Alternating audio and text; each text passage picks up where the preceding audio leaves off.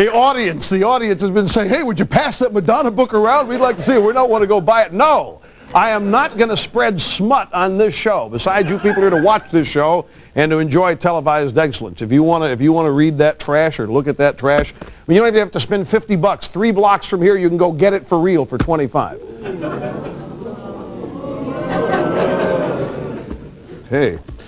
Well, ladies and gentlemen, let's take you back in time, back to Richmond, Virginia, back to the site of the second presidential debate where all the idiots came out and redefined the campaign. You remember that guy with the ponytail? Would you please look at us as your children?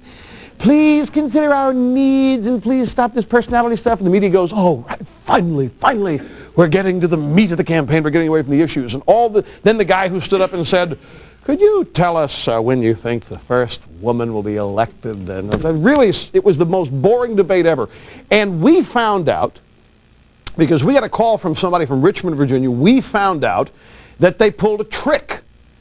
They did find out what people wanted to ask the candidates in that debate, yet they told us as we tuned in that they hadn't done that. They hadn't screened anybody, but what they did was to ask at the beginning of the debate, all right, we need a first question. We want somebody to ask a question about the debate.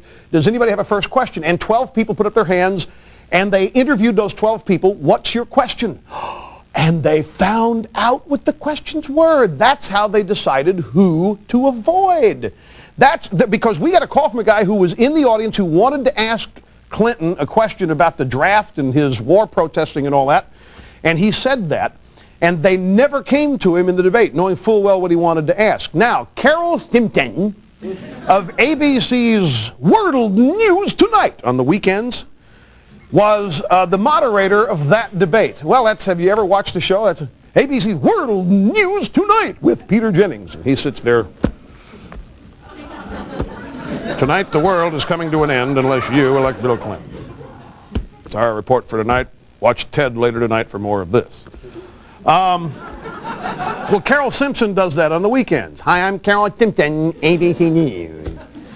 She was on the Arsenio Hall show complaining about what I just said. We have a clip of Carol Simpson on the Arsenio show. Here it is. After the debate, I was accused of manipulating it. Rush Limbaugh's talk show had been called, and some guy said that he had been in the audience and he wanted to ask about the draft, and I made him sit down. I wouldn't let him speak, and this was just not true. And I think evidence that I did an okay job was the fact that the president sent me a note about 3 days after the debate saying that he thought I'd been very fair and objective, and I appreciate that. Yeah, and he shouldn't have done it because you weren't fair and objective, but he's a polite guy. He sends everybody thank you notes. Don't think anything of it, Carol. By the way, I talked to somebody this very afternoon that we're taping the show who was there, and she was going around asking people what they wanted to ask, despite what she said. But she still missed the point. We never said she was the one making the decision. We never said she was the one screening those calls. What we said was that it was happening and that they had some tricks to utilize to find out what the questions were. The bottom line was, you think that debate was unmanaged and all the questions just happened haphazardly, and they didn't. Now, when we come back, we have to take a quick break. When we come back, ladies and gentlemen, we'll get to this amazing incident at Rancho Perot involving the Black Panthers. You don't want to miss this. We have exclusive audio tape to play for you. Back after this.